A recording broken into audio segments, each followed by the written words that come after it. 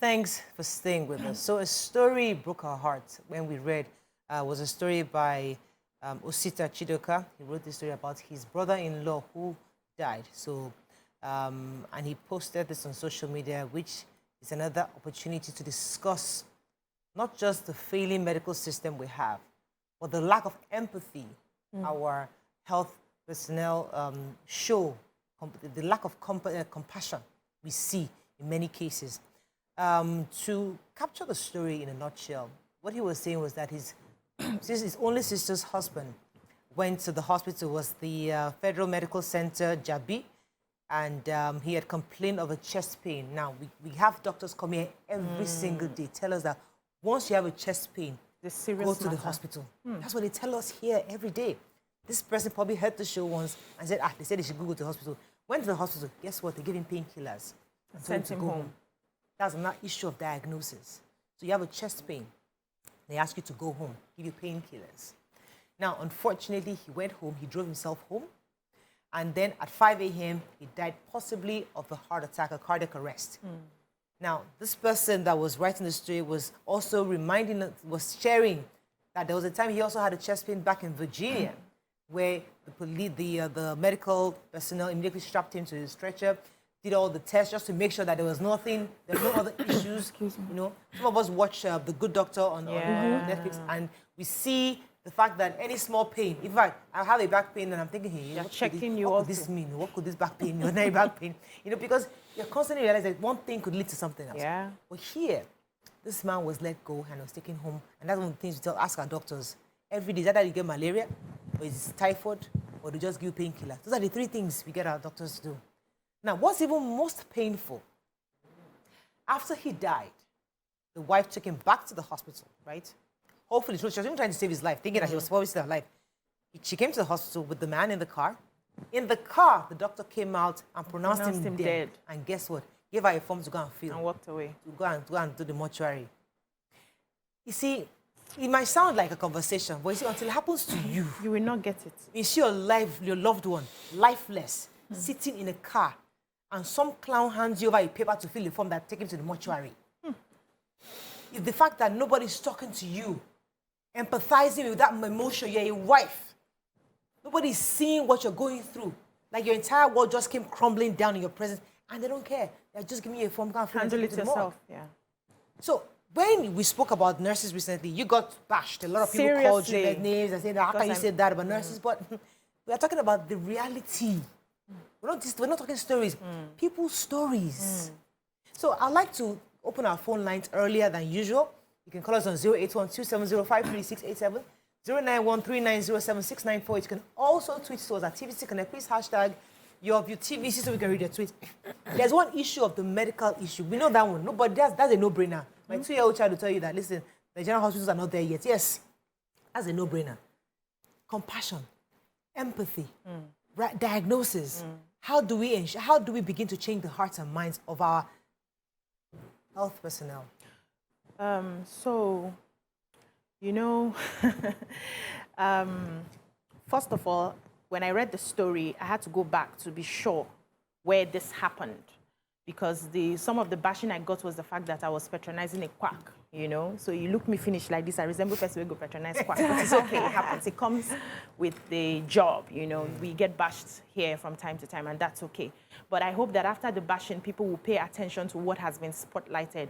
Maybe the message was passed, you know, strongly, but can you pick the message and leave the messenger? Just get what we're trying to say. So I checked again, and it was a federal medical center. Professionals that are supposed to be professionals. And I was like, okay, so this is not a case of a quack. These people can afford the proper medical care. That's one. Secondly, some customers came in from Canada yesterday to patronize me, buy hairs for themselves. And one of them was a nurse, a Nigerian nurse in Canada. So we started having a conversation. And she, you know, when she said she was a nurse, I was like, did you watch the show? Hope you're not going to bash me. And she smiled. And she said she has had some sort of experiences with nurses because she had her children here that was different when she started practicing. She said it took 3 extra months after training them professionally 3 extra months to teach on just empathy. And she didn't understand why they were wasting so much time training them on empathy, how to talk to your patients, how to pay attention to your patients, how to just make your patients feel comfortable, how to not just give injections and drugs without telling them exactly step by step what is happening. And I've had that issue in different hospitals. I go in and they're just bringing injection and they're doing like this and nobody's telling me anything till I start asking, Uncle, what is inside that place? Even in the labor room, I always ask questions like, what's that pill you want to put inside? I want to know. So she said they took 3 months and she didn't get it till she started practicing, you know. So she saw where I was coming from and she said, we'll get there, but we need to keep talking and I should not be discouraged. We all need to keep talking and calling out till we make that change. Now, we all need empathy and compassion as human beings, okay? For everyday life, how you relate to one another and all of that. But if you decide to be in the care industry, I saw medicine, I did not read it because I don't have the capacity to do that. I saw nursing, I didn't go there. I don't have that emotional bandwidth to take care of plenty people at the same time. So I went to the one that I don't need plenty emotional bandwidth to handle. But if you choose to be a healthcare professional, there's a level to empathy and compassion that you will pay attention to. Absolutely. So even if we have not gotten there yet, probably in the curriculum, we're not paying attention to that, can we as individuals who are professionals decide to on our own, just add it small by small. You will be meeting people. They would experience you. They will experience the care. Nima here on that day shared how a particular nurse took care of her and did all of that. See this case of in a federal medical center.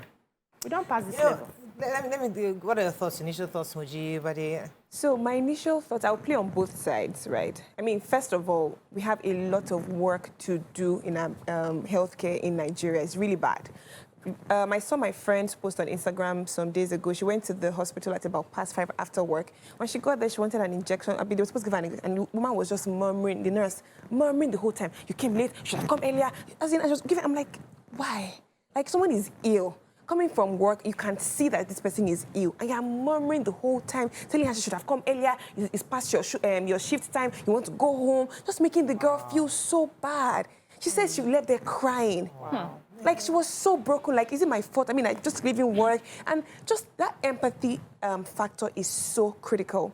And then I'm thinking back at the hospital saying, okay, you know what, just go to the mortuary. Yourself. Maybe they didn't want that the news to be, oh, he died here. But even at that, you should have shown some care.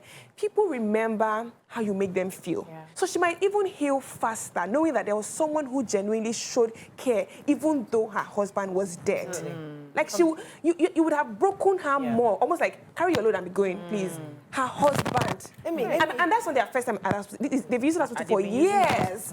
So where is the empathy? Where is the love? We have lost our humanity. Let me come to Miriam on this one. What are your thoughts? So, you're right, Aseni, if we're putting the spotlight on the health sector, we can see that many people I have had my own share of experiences, and as we all know, my mom is a nurse, and I just thank God that when I hear things about her, I hear only fantastic things about her.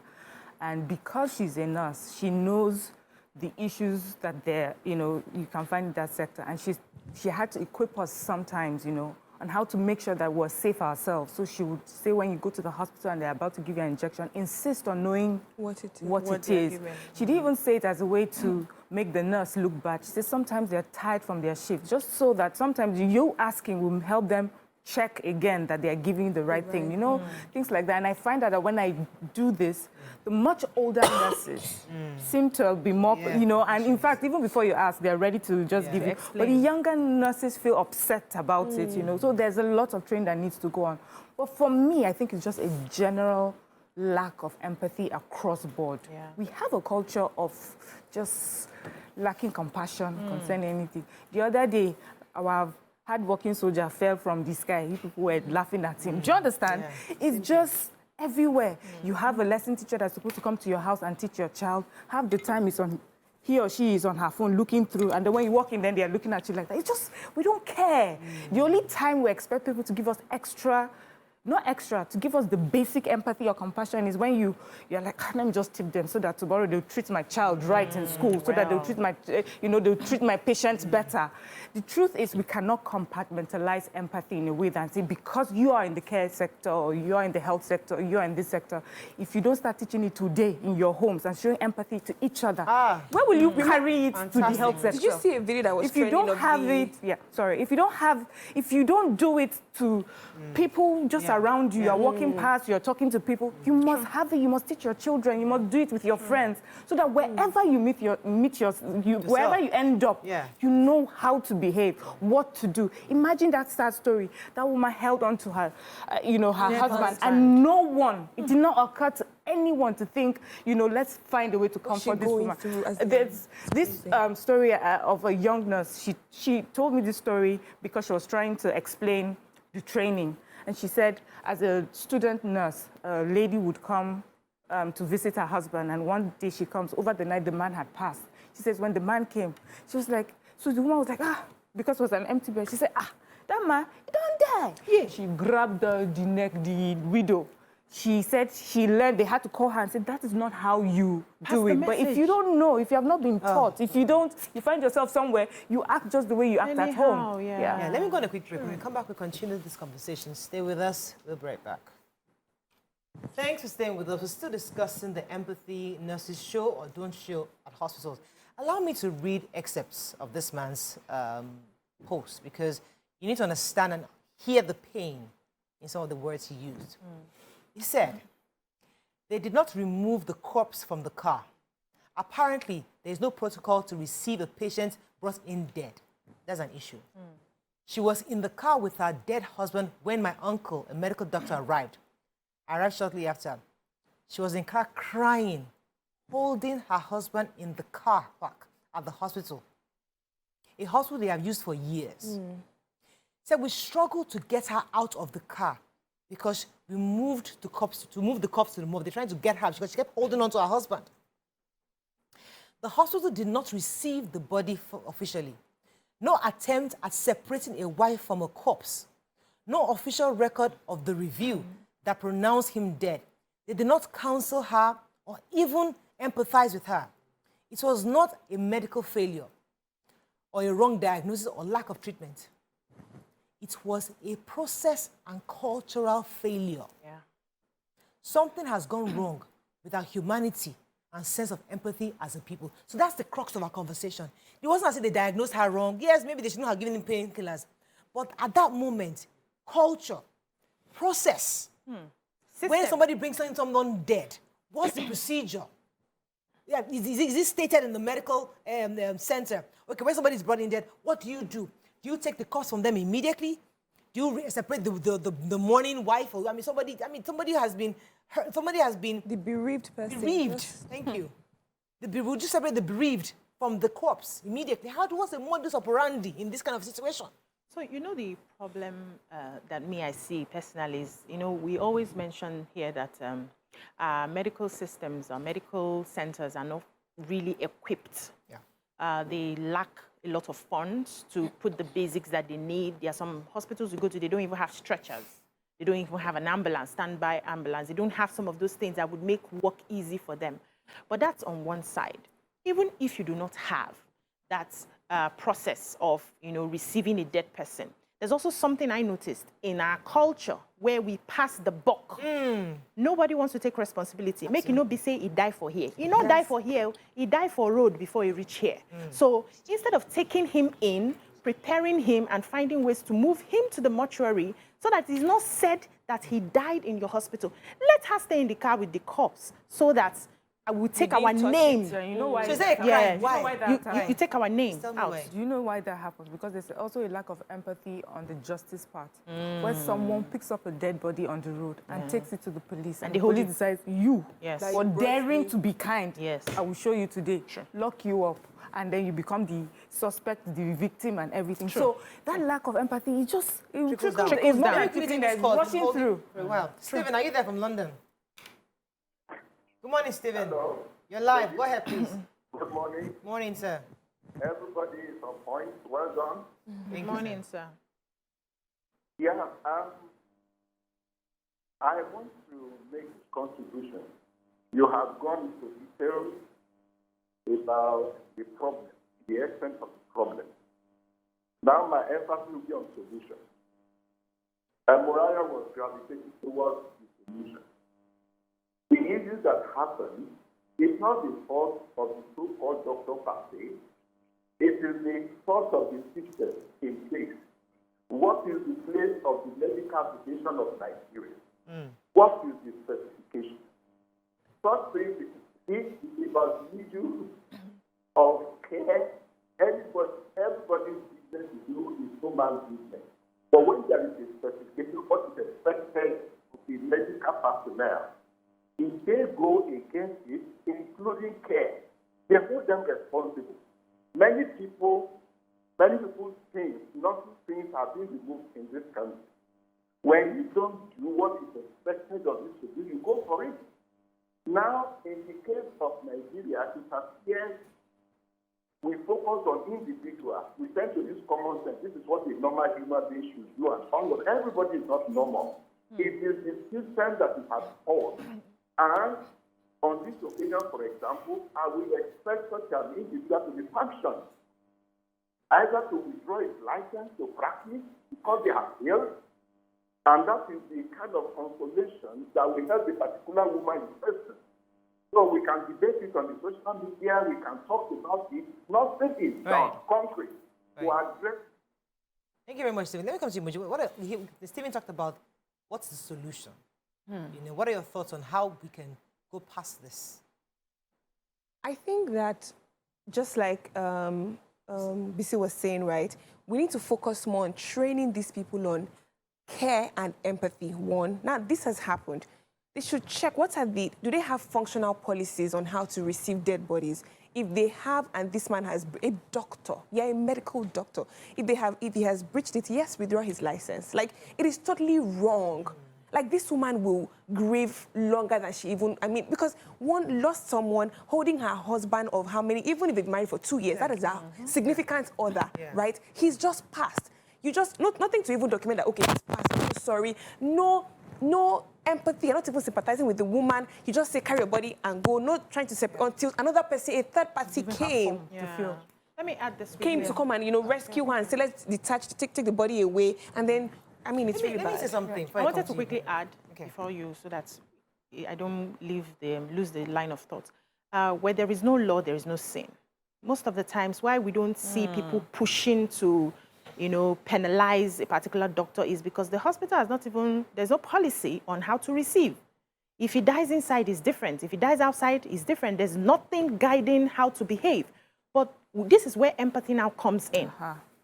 Even though there is no law that we don't receive, or we don't have the modalities to take care of a dead person that did not die inside, we have people who would attend to the woman till they can find somebody, a family member is called to come and pick up. There's somebody that should have removed her from that corpse, kept her somewhere, talking to her, pep talking, listening to her, allowing her cry on their shoulders and all of that. That is where empathy comes in. So you don't have to wait till all the laws are right for you to show empathy. Empathy is just being a human being. So if there were human beings in that regard, they could be handling that while they are now sorting out the inadequacies of the healthcare system. Can I say something before? Sorry, just in line. Okay. Let me take a call. Oge has been holding from the UK. Good morning, Oge. Good morning, Oge. You're live. Go ahead, please. I've been listening to you guys, your comments on how health, because I myself am a nurse and I work in the UK and I was trained here. Although I grew up in Nigeria and I have experienced the Nigerian health so very well, and I have family members who have also experienced it. I think the issue that Nigeria has is that the governing body that actually governs healthcare workers don't do their job. The UK, for example, I have a lot of my colleagues who are nurses. Some of the things that they do in Nigeria, they know it cannot fly in the UK. Because the first thing first, even without the empathy, there is that fear you'll be called out. There is that fear you will lose your life. The bereaved family members to complain. Your police can complain. They will take you to the governing body. By the time you go through a lot, they will take you to court. They will do the whole prosecution and everything, the governing body for the bereaved. So at the end of the day, that feeling of, oh my God, I'm going to lose my job, and my family is going to go through a lot of emotional things. You will do the right thing. Because you're not going to expect a Nigerian who hasn't been shown empathy every day of their life to come and show you empathy at work. Right. You're not going to expect. Oh, sugar, I think we lost that call. I'll come to Miriam. Okay, so you wanted to say something? Yes, please, just one thing. You know, again, I'm just thinking, I'm sure FMC Jabi, this is not the first time they're having such a case. So they've just ignored, so even if there was no process, they should have built something because they must have had several occurrences like this where people will come with dead bodies, right? So they probably just said, you know what, we don't really care. Because if they did care, they would have put up a structure to say that this is how we receive these things. Even if they didn't have it from inception. Something so simple. It's, I mean, just It's simple as nothing serious. Not as simple as a CCTV camera. There's enough evidence to say, oh, to they drove in, exonerate them and say to show that they brought the body in dead. That's enough. First of all, care for the family. First. Then if they want to be asked, oh, he died in the hospital, there are CCTV camera shows that Yeah, you drove you in did with not it. even enter inside. Simple. You solve the problem. All this, we cannot take the dead body. What does that mean? Let me come to you, Mariam. I mean, let's the issue of empathy. Yeah, as I said, this thing is just widespread, and we just need to, you know, I had two experiences here in Nigeria. I had surgery done in the UK, and I remember the experiences clearly. I was supposed to have this MRI scan here in Lagos, and the process was I was supposed to drink something before the scan. The guy gives me a bottle. I say, drink it, drink. I said, how much of it? He said, just drink. Drink plenty. So because I wanted to show that I'm a good patient, I finished it. Then he came, he saw the bottle, you finished it? So I was like, God, I'm dead. I've taken poison. And so they now took me in to come and, you know, to do the scan and everything. While they were doing, I was so sick, I was so scared. And then I threw up. I was, you know, I was like, I'm just done. I don't want to do this. And they were also talking, I could hear them on, is it this one first, is it that one first? Oh, it's a very big federal government hospital. Anyway. It's not quack, Sha. It's not quack. Then when I eventually was asked to go to do it abroad, the same procedure, my sister. The difference is clear. They asked me questions, how do you feel? Have you had this? I said, yes. I said, I think I'm allergic to it because I threw up. And like, why, you know? They asked me, what kind of music do you like? Because they put you through the scan and then you take a while. What kind of music? Do you like R&B, hip-hop, and blah, blah, blah? I'm like, okay. I said, gospel music. Anyway, they put it, you know, they made me feel so relaxed. the communication is the even communication. different. They were talking to me. You probably will heal before you even know They gave me, they asked me the questions. Sometimes you hear over there, like, are you okay? Are you feeling fine? Because there was a part I was thinking about my life under the thing, and they were like, are you okay? Are you feeling, you know? I'm like, look at that. My mom was with me, and my mom was just amazed at how just everything just went by so seamlessly. There's no look on their face that you're annoying somebody. What you say, you know? passion, dedication to the craft. It's not related to this, but when you said something, I remembered. You know, I shared the story when I was arrested in the US after the whole thing about pregnancy and they not disclose. So when the police was questioning me, it was making me feel so good. You know, you're You were okay. confessing all your crimes. You know, because what happened was this. I was just thinking like all your crimes. I was thinking like a bird. This one they kill them with love. Yes, so that's exactly what happened. So you got pregnant. So when they asked you, you said you were not pregnant, right? You were just smiling. Yes. I said, when they now finally came to me, my brother was like, are you okay? You should have just said no comment, no comment. So I was just like, that's what it's done. How they are trained to extract information. They are trained. Let me take this call. It's training. I think it's okay, I believe. I'm not even sure who I have on the go. Good morning, Ademola. Are you there, Papa Belkuta? Go ahead, please. You're live. Yes. Yeah, good morning. Morning. Good morning. My own intake is just that the system in this country has failed. When we check how the trained nurses have been trained in Nigeria, we see they don't have enough facility to train them in a normal way to even have empathy. Even the funding of the health sector is poor. So what do you want? What will be the outcome of a funding of the health sector which is not being funded well? People working there won't be. Hello? Okay, I think we lost that. Okay, I think I lost that. Okay, but let me talk about, he said something about infrastructure, and I'd like to touch on that for a minute, because sometimes it's the easiest person to blame is, oh, the government, they didn't build this, they didn't build that. But the truth is that we have traditional birth attendants who don't use any fancy hospital. Yes. They don't play music for you. And they give birth to children very well, and they're very neat. We have traditional healers who are there healing people in the villages without any fancy, nice infrastructure. True. Yes, maybe they have their own shortcomings, but the truth is that there are different levels of care. Yeah. We've heard a child where she went to school and she studied under a tree. They didn't have a classroom. And she did fantastic in her WAEC. She passed with glowing colors. They didn't have a nice color TV and in their classroom. So sometimes infrastructure is important, absolutely. But when you have humanity, humanity is humanity, regardless of where they put that humanity. You can put anybody in the best of hospitals and the worst of it, and they can still do the same thing. Yeah. Yes. So let me even give the example of teaching, for instance. Yeah. So one of the reasons we are beginning to advocate that you do a job that you love is because even when there are infrastructures or not, because you have a passion for your job, you will find a way.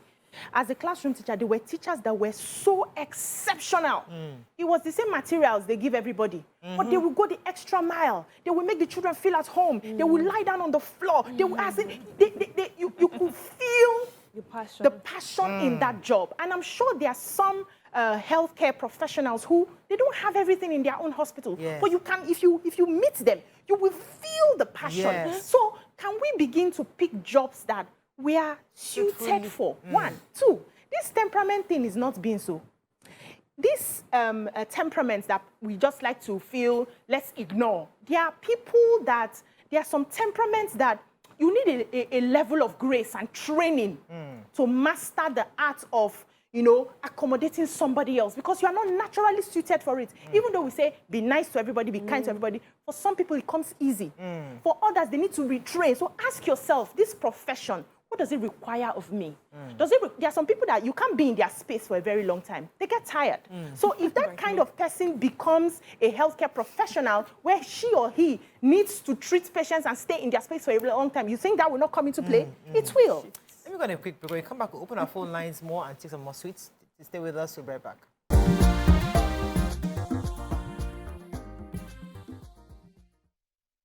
Thanks for staying with us. We're still discussing empathy with our health workers.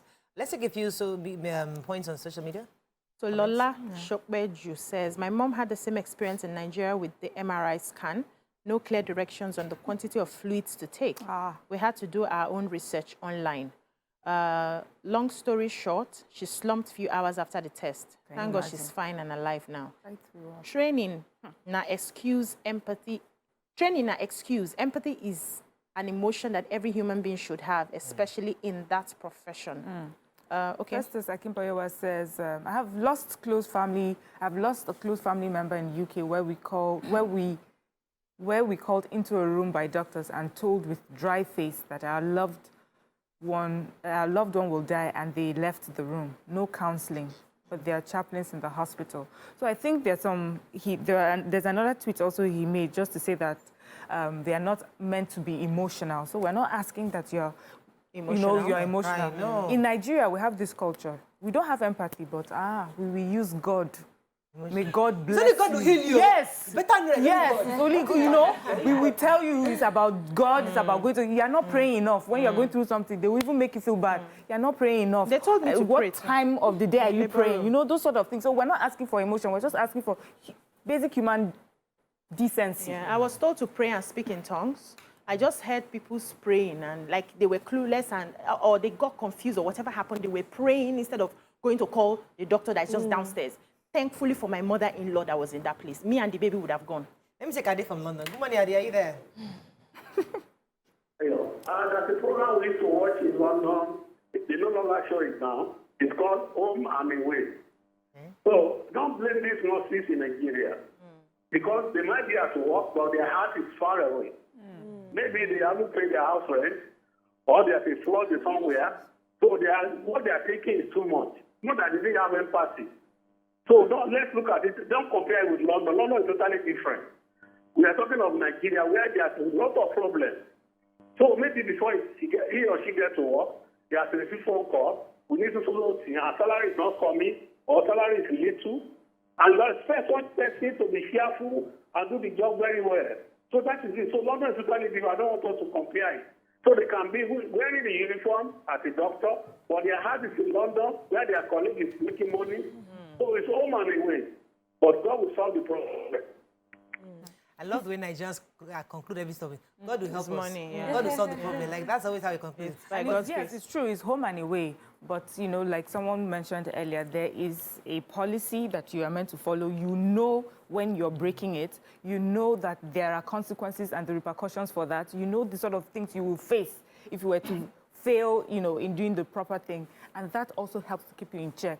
If you also find yourself in a job that you're doing because you don't love it or you just need to survive, you also understand what the rules are and you follow it. And their rules, you know, requires you to be at least decent to human beings. Here, just, you know, there's no place that you can take when you feel offended or there's a grouse or something as serious as what we have just read.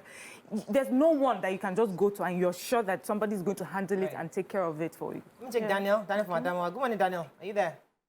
Good morning, You're Morales. live. Go And ahead. ladies. Good morning. I'm a first-time caller. Welcome to the show. Yes, I want to talk about this empathy. You see, there is something we really need to understand. Even if you have lost your empathy, even if you don't have any single empathy, so long as you have taken the career of the medical line, you are being paid to show empathy. So whether you have empathy, that doesn't count right now. When you go to the work, you show empathy is by force, it's not by choice. Please, there are some deaths that are avoidable that our medical lines are not really doing anything about it, and people are wasting. May God help us. I love it. So God Chase, help Richard us. here says, Nigerian trained nurses and doctors go out there and practice exceptionally great. The same Nigerian trained nurses, doctors, they say lack empathy. Let's tell ourselves the truth, I beg. They are good. Nobody's saying they are not good. But what I know is when you carry your certificate from here and you go there, you are retrained to fit into their standard. They have a standard that everybody is expected to, and their policies guide. There was a nurse recently that was sacked, whether she decided to take it to court or not, I can't remember the exact story, for saying, yes, a Nigerian nurse abroad, for saying, is it in Jesus' name or by God's grace? Where she was supposed to be, you know, carrying out a treatment. And I'm sure she just remembered, I need the grace of God now. She mentioned it and she was sacked immediately because they are not expecting you to be asking for grace at that point. Ask for the grace at home and come here and show competence. So they are trained, so hold on please. They are trained to the standard of the place. What we are saying now is, can we also have a standard of our own place that we are trained to use and make it important that this is the standard. This particular healthcare hospital or so, we show empathy here. We have to train you guys. We have to make sure we have to monitor you to ensure that you get it. Can we have that standard? Let me take Okay, yes. We all have the same training, but when I have to treat 300 patients as compared to someone who is treating 30 or 50, that is in an ideal. That is the ideal. With poorly functional equipment, this is what you get.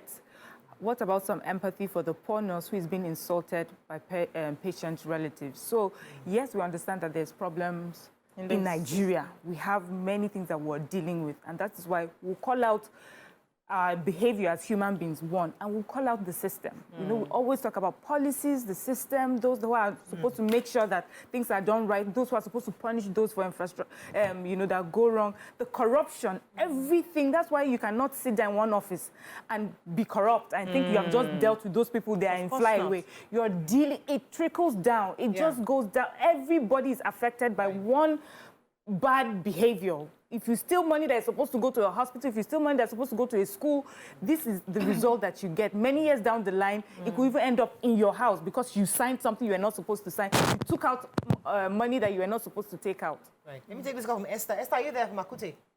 Yes, Morale. You're live. Go ahead, please. All right. I just want to thank you for a great job you are doing. Thank you, madam. I'm a regular, I regularly watch the program. Thank you. And I want to also just lend my voice to today's discussion, which is talking about empathy in the health sector. Which we're also talking about the way we react or the way we treat our common members or our Nigerian people. It also brought me to that yesterday's topic that talked about a different angle to building this nation. When your topic yesterday started, I did not agree with corporate ideals. But at the end, I got to understand what she was talking about. And I agree with her. There is enough of us complaining. We should also try to bring more solutions to how we can build this country together. So I'm suggesting that if it's possible, that it's true that you're talking or you have been talking, which is the beginning, let's come together and propose solutions. We can start by, maybe corporate can create a group, I don't know, let's build this country. But no, I know that diaspora are also listening and they comment. They can also be part of this group. They can do suggestions.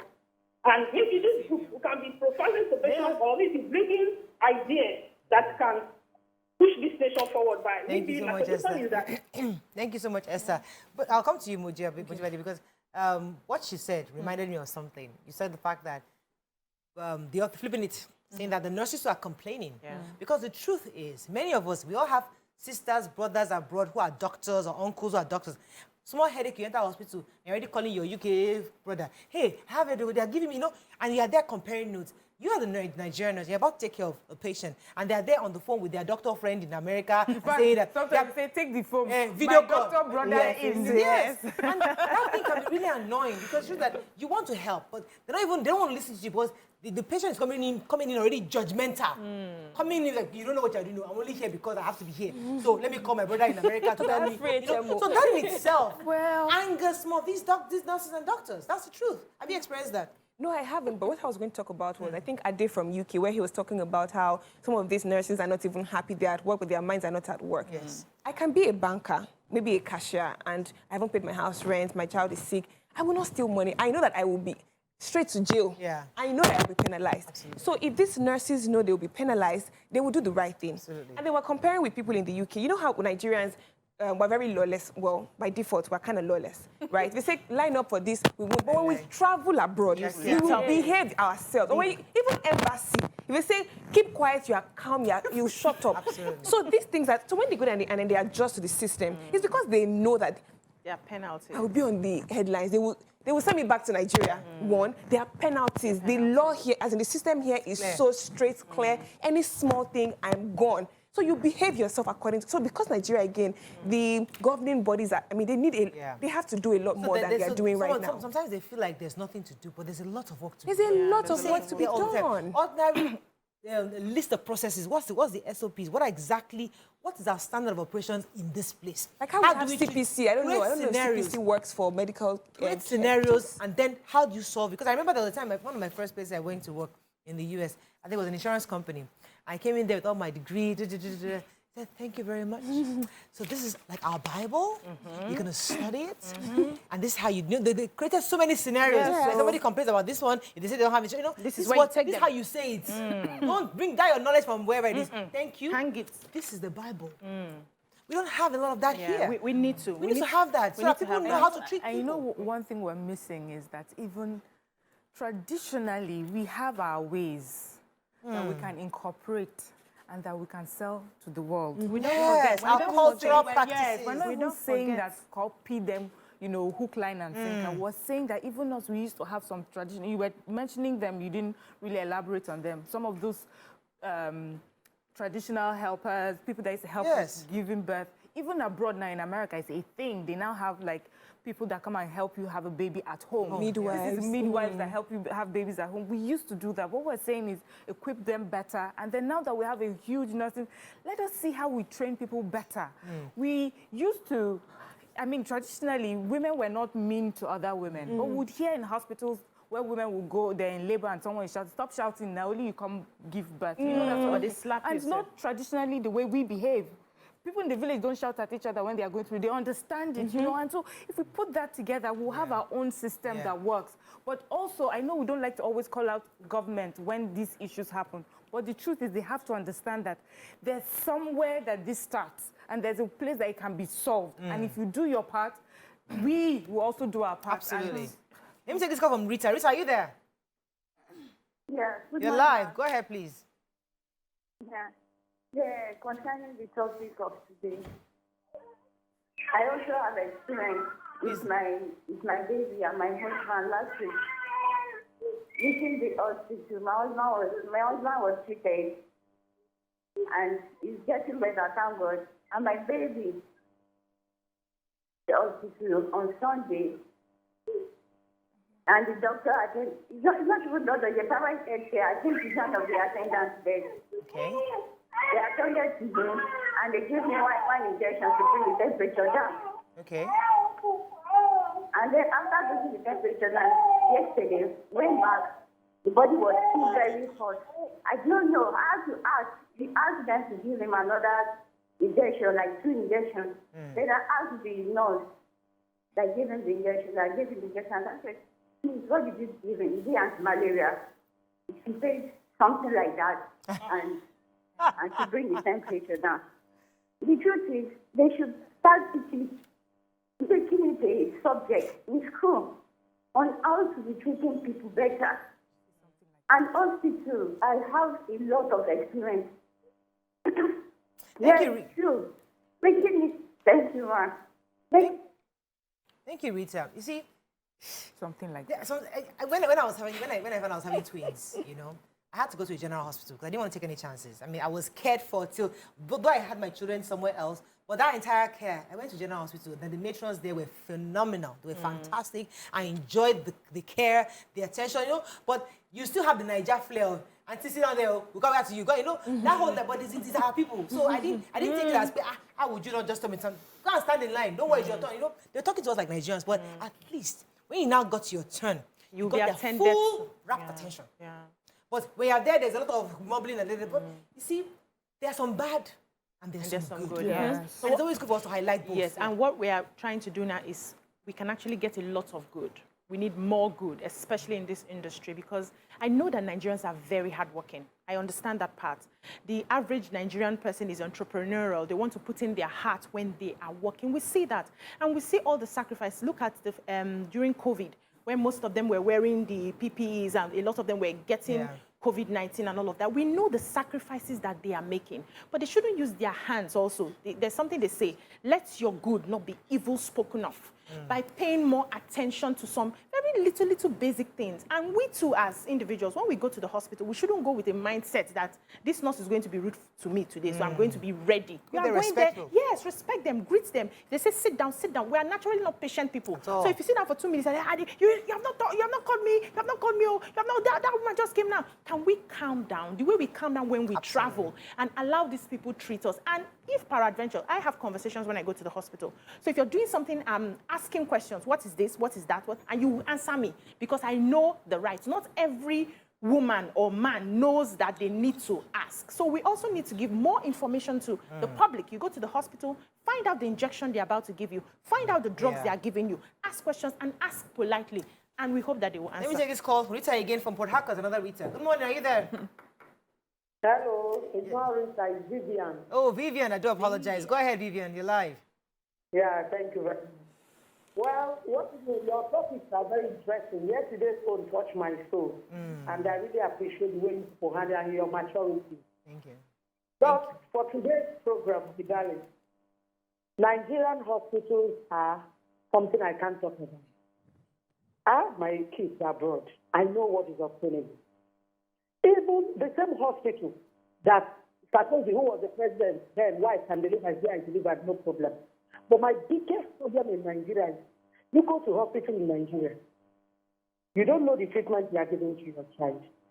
Then you make the biggest mistake in your life in Port Harcourt and go to the general hospital. I need to call them out. If you come to that hospital with 200,000, only test in UPTH in Port Harcourt, you take 270. By the time they finish their test and they make you climb upstairs and downstairs, the patient is on the verge of dying. And by the time they finally bring out their test, the patients don't have money to buy their medicines. Each time I go there, I pay for drugs for people. It's horrible. I call that place a mall. In 10 minutes, you see them roll out more than 50 cots. The nurses are so wicked that I don't know. Where is Nigerian Medical Association? Where is the inspectorate team? Let us not pretend. Call them, I'm calling them out. UPTH Port Harcourt is a mall. God here. They can never do any test in the hospital. They refer you to where you will stay. And by the time you go up and down, you will see a nurse. It's the same nurse. In fact, it's not the nurse. He will refer, and you will come back to the same nurse after 4 hours. Thank you very much, Vivian. Thank you very much. That's another angle, because you go to the hospital and you walk from department, radiology is in one corner. You now go and do ultrasound somewhere else. You now go and do blood tests. You're walking around. If somewhere else, within they'll will you. If I was that But strong, you can go I elevator. had to come to the hospital. What she said, And the passion, you could feel the pain in her voice. Yeah. what she said also reminded me of my mother-in-law, who was diagnosed and said immediately she should not, place her legs up.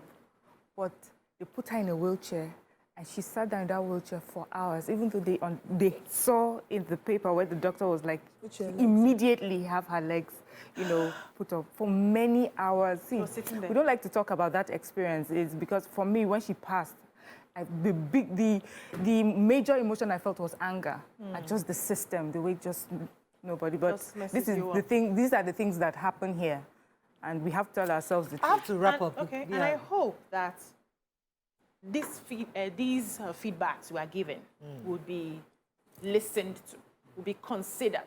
Because what I hear, apart from the fact that we don't like to take responsibilities, is defense. So when I read all the comments of all the insults I got, it was more of defense. More of, you're not even paying attention to what exactly is she saying. Does she even have a point? Is it that somehow her experience may be true, even if peradventure I'm a known liar? Do you understand what I'm saying? Is there any atom of truth in what she's saying? But we always jump into defense. Even when you take the matter to maybe the medical director and say, this and this is what I saw your doctors do or your nurses do, the first thing is we don't do like that here. So when you have distance, across board, even government officials, everybody. When you now distance yourself from the information given, that's why every day we come back and we say the same things here, because there is no proper change. Right. Nobody's paying attention. I hope they pay attention. We have to wrap up on this, but I think in a nutshell, this is feedback to many of our nurses. And we do appreciate the work they've done, the work they are doing. There are some great nurses in Nigeria doing amazing work under the strained circumstances. However, others also need to take the cue and do better, because the truth is that there are human beings involved here. Yeah. And we need to, I've always said that I am not ready for the conversation on my mom's death. I'm not ready for that. Because it happened last year, and I've not said a word to anybody. I'm just holding it in. When I'm ready, I will have that conversation, but it's not just now. Okay, let's go on a break. When we come back, we'll discuss another important topic on health. Stay with us, we'll be right back.